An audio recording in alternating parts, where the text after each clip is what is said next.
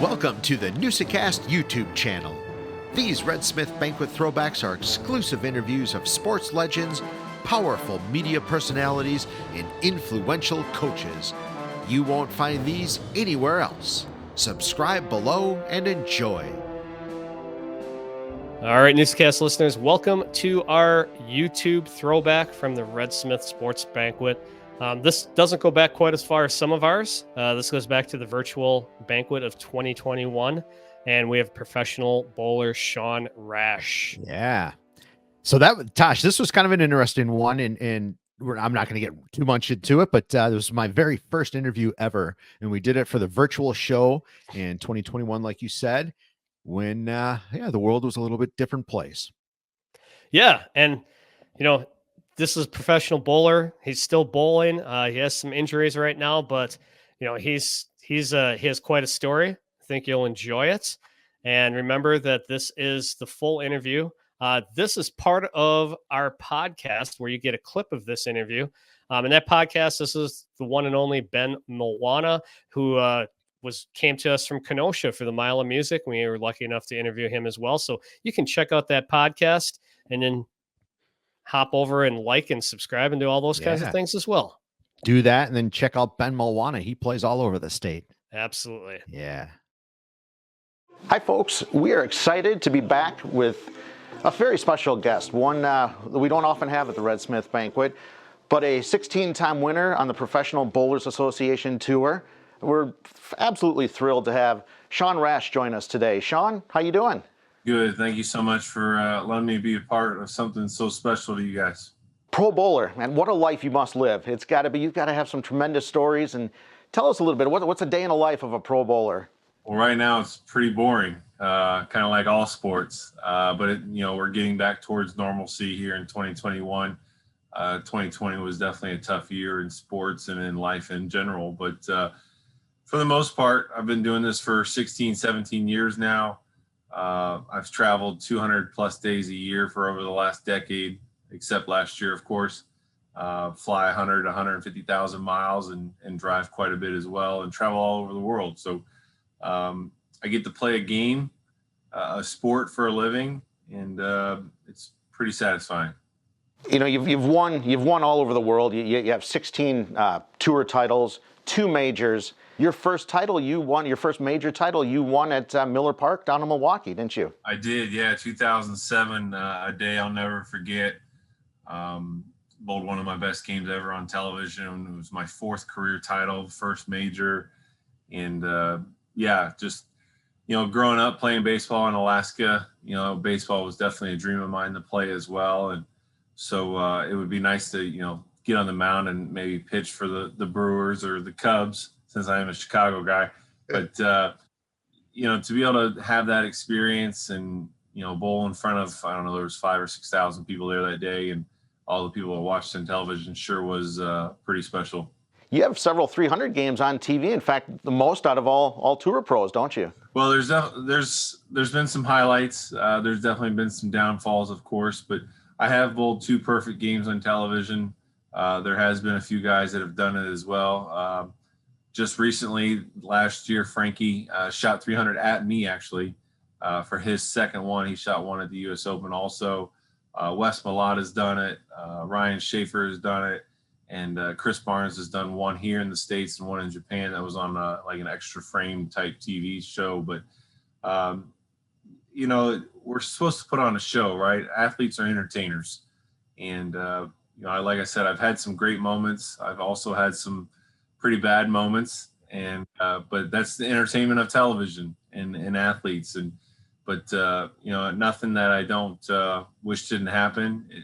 When you lose, you find a way to learn from it, and it makes you better next time you're on television. It's hard to overcome loss, and you have to, and you're doing it at the highest level, and it's a pleasure to watch.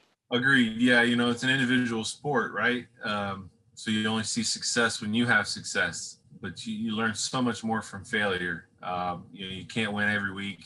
We've got 5 to 10 guys that won last year out of the 14, 15 events we had, and just to be one of those guys who win multiple times was pretty special. But I've lost a hell of a lot more than I've won. That's true for every athlete, every sport.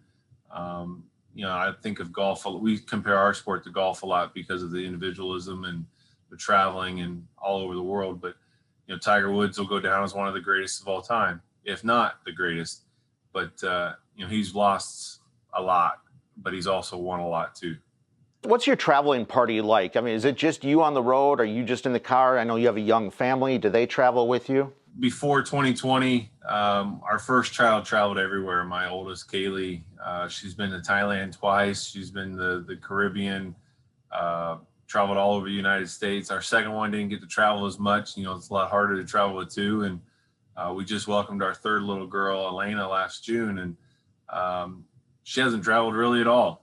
It's one of those things where my wife will travel.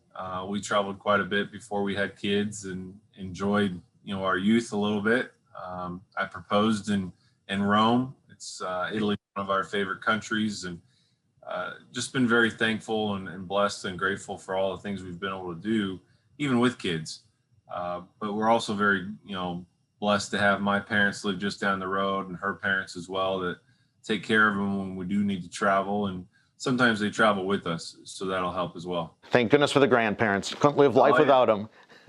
They love to watch them, and then they love to give them back. Yeah, absolutely. So growing up, you're from Alaska. I'm interested just in your story. How did you become a professional bowler? What was that your junior years leading through high school? When did you decide that bowling was a path for you, and how did that play out for you? A lot went on in Alaska. It's not a very big place population-wise, but it's the biggest state in the country, of course. Mom and dad bowled once, twice a week, and it's just something our family did every day of the week almost as I started getting older, between 12, 13 years old, and I started to take it seriously. But I had to make a decision between baseball and bowling. I was told I was one of the best, baseball pitchers in the city of Anchorage in my teenage years for Diamond High and the Diamond High Lynx and everything else. But I had to make a choice, play baseball and skip the summer bowling events, or go bowl and make scholarship money and look at a college future. And, fortunately, I think I've made a pretty good choice so far. Money might be different if I would have taken the baseball route, but you can't live off of money.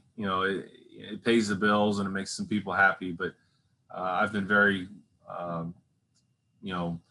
very thoughtful and grateful of all the things that have happened in my life with all the travel I've done. I've been over to 40 different countries. I've met my wife. I have a beautiful family because of this game, and it's taken me so many different directions, and I got a college education of it as well. So, but growing up in Alaska, you only had so many things you could do. Didn't play football, didn't know how to skate.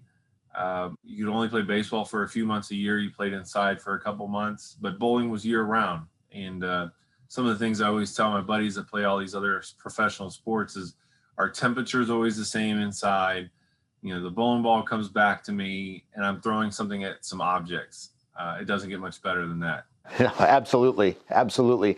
So growing up through your high school years, your early teen years, did you do a lot of traveling to tournaments, or what was that?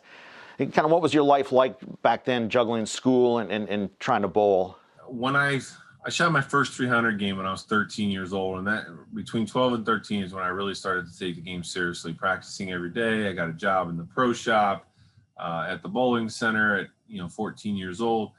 It was one of those things that I was like, man, what am I going to do? And like I said, I just started bowling. Just every day I would wash bowling pins for free games.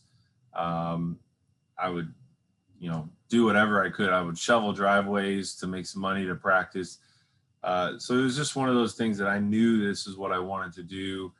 I started traveling internationally and in the States when I was 13 years old.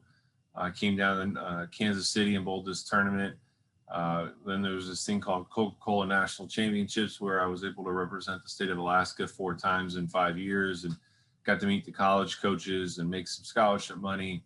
And it really kind of opened my eyes to what could happen. And that's when I really started to care about the game. I didn't know much about the PVA at all until I got to college when I was 18 years old. I mean, I'd watched it on TV, but in Alaska, on the weekends, my dad and I like to fish, and mom liked to go with us. And so, I didn't watch sports on the weekend. We would go fishing.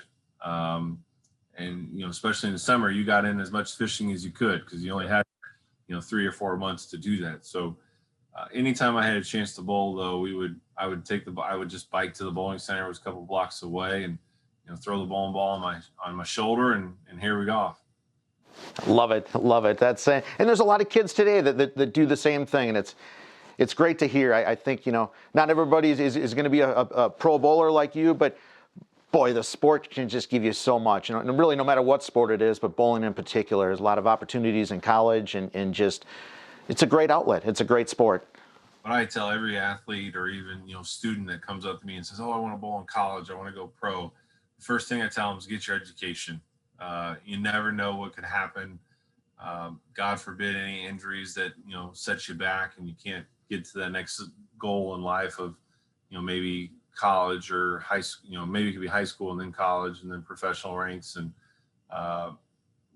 just get your education. The professional side of the sport will always be there. Well, that's fantastic. We really appreciate you joining us. Great to get to know you, and best of luck to you in the future. And thank you again so much to the Red Smith organization for having me on today. And I want to say congratulations to everybody and wish everyone the best when this comes out.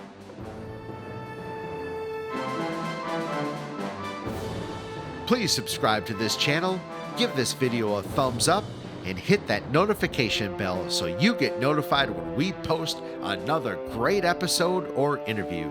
Download the podcast on Apple Podcast, Spotify, or wherever you get your podcasts. Thank you for your support.